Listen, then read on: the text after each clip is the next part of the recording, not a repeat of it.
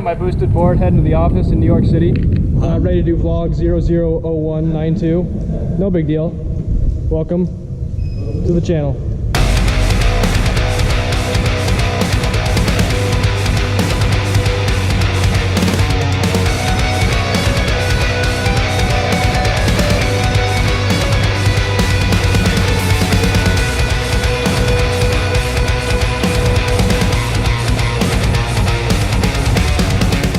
Shooting at my Mercy's new music video at some undisclosed location that you will not ever hear about. It's gonna be pretty rad, and so I'm really excited to be able to add my flavor into the mix and kind of put my spin on what I think that they sound / look like, you know, visually.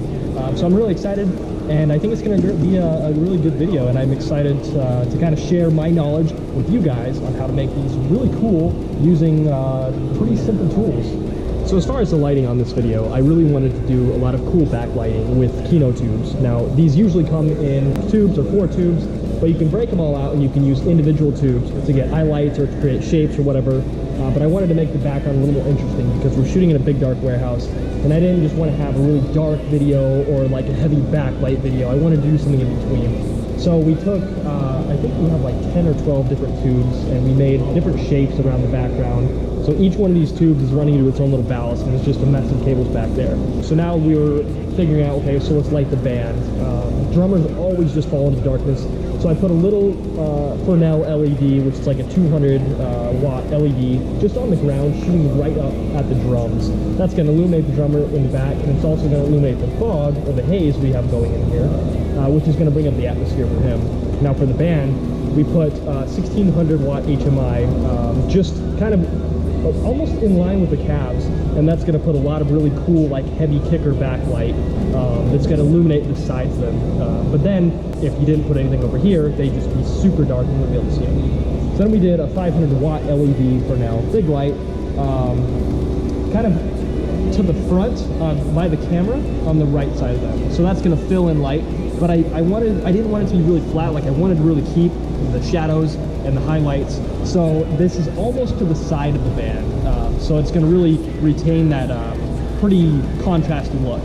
And the last thing to do was to get some light in the vocalist's eyes for the catch light, which is essentially the light that reflects out of their eyes. It was, since we're lighting from here and here, there's really nothing that's catching his eyes. So I just put a single Kino tube right on the ground, which is right here, and that basically is just going to catch a little bit in his eyes so that it's going to bring him to life a little bit, but it's not really going to mess with the lighting we have going on as far as the luminance from our key to our backlight side. So we're using a hazer on this, and I love hazers because you can really create a lot of atmosphere, especially for music videos. Usually you're always lighting something from the back of the music video, and when you have haze right here and you shoot a light here, the light catches through all the particles of haze, and it really looks cool. It brings up your ambience, and it gives you a lot more atmosphere, especially if you're doing a lot of camera moves. You know, the haze is just kind of lazily moving around, and if the band is moving, or the people, or your actors, and your camera's moving, you get like a really cool parallax of your dimension with the atmosphere you have going on. So I love to use haze, especially with these Kino tubes. It just kind of makes them bloom a little bit, and then your backlight shoots through the haze and lights it up, and it just makes everything look a heck of a lot cooler. So per usual, shooting on my Red Raven at 4.5K. I like to shoot widescreen. It uses the entire width of the sensor, so you get a little more close to actual Super 35 width, because this is a crop sensor, but it looks great at widescreen. I like the cinematic look, which is essentially just black bars on top and bottom. It's a lot. The video is skinnier, wider, so I like that look a lot. Camera's amazing. I mean, I can't say enough good things about this camera. I really love it. It's lightweight, but an absolutely amazing image quality. The RAW is just so easy to work with right into Premiere or whatever editing system you use, and it just allows you to do a whole lot. As far as lenses go, I'm using Zeiss ZF2 from Duclos lenses. It's essentially Zeiss still lenses, but Duclos does a Cinemod and basically makes them a little more easy for cinematographers and filmmakers to use. Beautiful, beautiful glass. I really like the look of it. Super sharp. I've got an 18, a 35, a 50, and an 85, and that's a pretty basic set that'll cover just about the whole range. As far as accessories go, I love Tilta. As far as the money for the quality, they have just great products. The follow focus is super well built.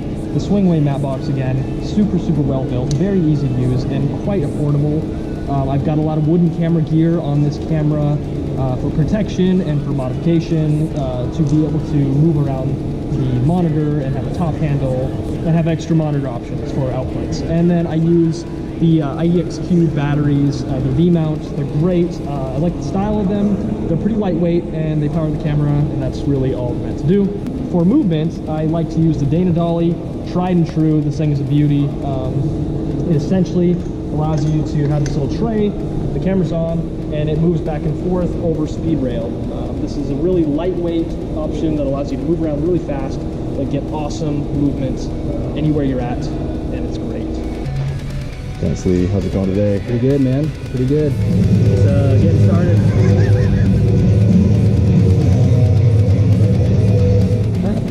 We're about 10 minutes out from filming.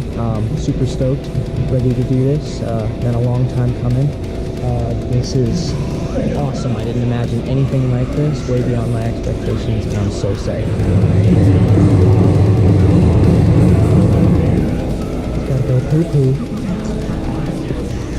My man Ken Folk right here. We'll try to do it right. We're about to do some stills right now, see what happens. Get some promo shots possible. About to be tight. Oh girl, sexy. So we just finished the majority of the performance shots with the full band. What I like to do as far as coverage goes is I like to start wide and get at least 1 to 3 shots of the entire band wide, and I get to see how they're moving, I get to see how everything's working, how everyone's combining together.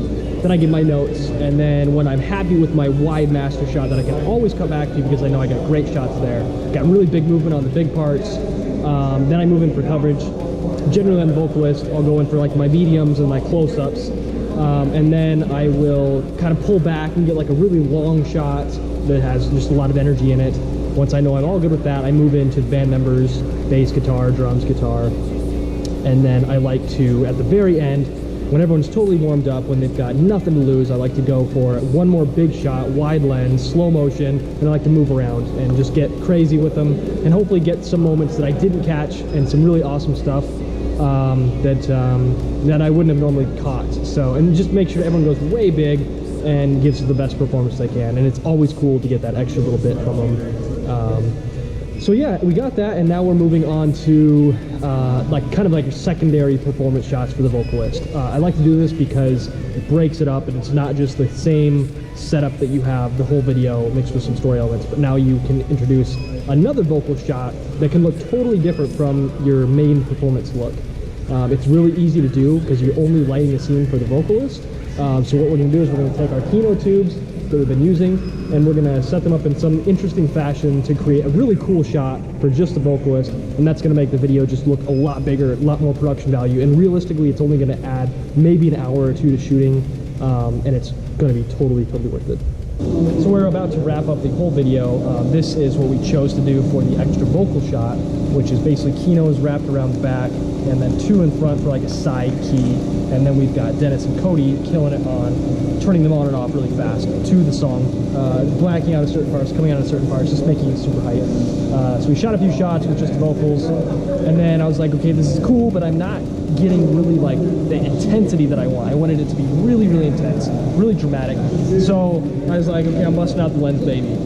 This is basically a lens that focuses by squeezing it or extending it, and so by doing this you can kind of warp the image and warp the focus and make it super frenetic and crazy. And so we shot a shot on vocals, and it was like, okay, this is pretty cool. This shot is looking really good. And so then I made the decision, hey, let's just run the whole band through here real quick. So just another 5 takes essentially.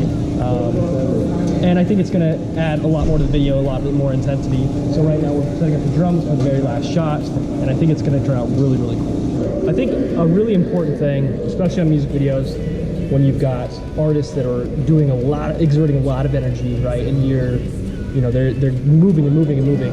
You're moving too, but you want to keep that intensity, you want to keep that energy, you want to keep everyone happy. So you really need to know, and a lot of this is just, it comes from experience, but, you know, prepare, you know, ahead of time to understand what you need and when you have it. And that way you can move quickly, because there are a lot of people that take so much time and they really don't need to. I mean, realistically, a performance video, without getting too crazy, can be shot in 6 to 8 hours very, very easily, even less than that sometimes. You don't have to spend a lot of time, because then, you know, you might not get that same energy, that same intensity that you had, because now your artists are exhausted because they can't move anymore. So being able to understand, you know, what you need and when you have it is super, super important, and keep it moving. And that goes for crew too. No one wants to sit around on a 15-hour day when it could have been done in 6 hours, right? So I think that's really important, and that's something that A, comes from experience, but B, comes from pre-planning. So do it right. So that's a wrap on the At My Mercy music video. I think it was a great time. We got a lot of good stuff. We got everything we wanted and more. So, you know, I think the major important thing when shooting music videos is to go in with a good game plan, but not be afraid to change that plan. You know, I came in and I had a different lighting scenario for the performance shots in mind, and it just wasn't working. But I said, okay, that's fine. So let's figure it out, and we made it awesome. So, you know, be flexible, but at the same time, know what you can do. So I hope this video helps. I hope you've learned a lot about shooting music videos, and there is definitely a lot more to come. Subscribe and hit that like button. Well,